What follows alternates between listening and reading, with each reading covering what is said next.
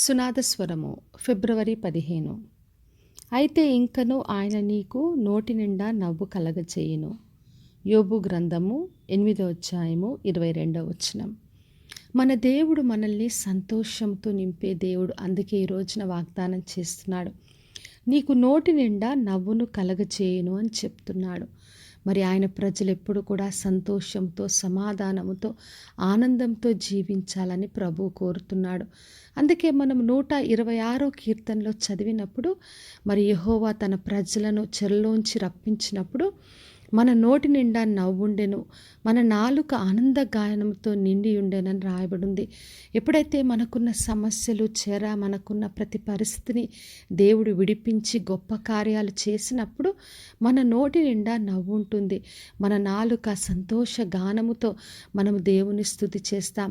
అప్పుడు ఆ ప్రజలందరూ కూడా, అన్యజనులు దేవుడి ప్రజలకు గొప్ప కార్యాలు చేశారని అందరూ కూడా చెప్పుకునేలాగున ప్రభు సంతోషంతో, మరి నవ్వుతో మన నోటిని నింపే దేవుడై ఉన్నాడు.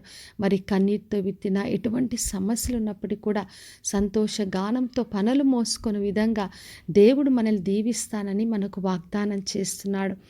మరి ఇర్మియా గ్రంథం 33వ అధ్యాయం 10-11 వచనాలు చదివినప్పుడు, పాడైన స్థలములన్నిట్లో కూడా సంతోష గానం ఉంటుందని ప్రభు వాగ్దానం చేస్తున్నాడు.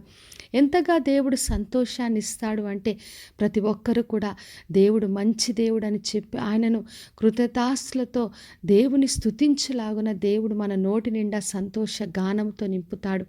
మరి యోహాను సువార్త 16వ అధ్యాయం 24వ వచనంలో యేసుక్రీస్తు చెప్పాడు, మీ సంతోషం పరిపూర్ణమగునట్లు అడుగుడి మీకు దొరుకును అని చెప్తున్నాడు. మన దేవుడు మనకు పరిపూర్ణమైన సంతోషాన్ని ఇవ్వాలని ఆశపడుతున్నాడు. అందుకే మనం ఆయనను ఆశ్రయించి ఆయనను అడిగి మనం పొందుకోవాలి. కాబట్టి నా ప్రియ సహోదరి సహోదర, ఎటువంటి సమస్యలున్నా, ఏ చెరలున్నా, ఎటువంటి బంధకాలైనా ఆయనకు అసాధ్యమైంది లేదు. ఆయన గొప్ప కార్యాలు చేసి ప్రతి చెరను, ప్రతి సమస్య నుండి మనల్ని విడిపిస్తాడు. మన నోటి నిండా నవ్వుతో నింపుతాడు. కాబట్టి విశ్వాసంతో ఆయన పైన ఆధారపడి ఆయన నుండి గొప్ప సంతోషాన్ని, పరిపూర్ణమైన సంతోషాన్ని అడిగి పొందుకుందాం, ప్రార్థన చేసుకుందాం. పరలోకమందున్న మా తండ్రి, మా దేవ, ఈరోజు ఇచ్చిన వాగ్దానం కొరకే వందనాలు. వినిచిన ప్రతి ఒక్కరిని దీవించి ఆశీర్వదించండి. ఎవరికి ఏ కన్నీరు, ఏ దుఃఖము, ఏ చెర, ఎటువంటి సమస్యలున్నా ప్రభువా మీరు గొప్ప కార్యాలు చేసి ప్రతి ఒక్కరిని విడిపించి అందరి నోటి నిండా నవ్వుతో నింపండి.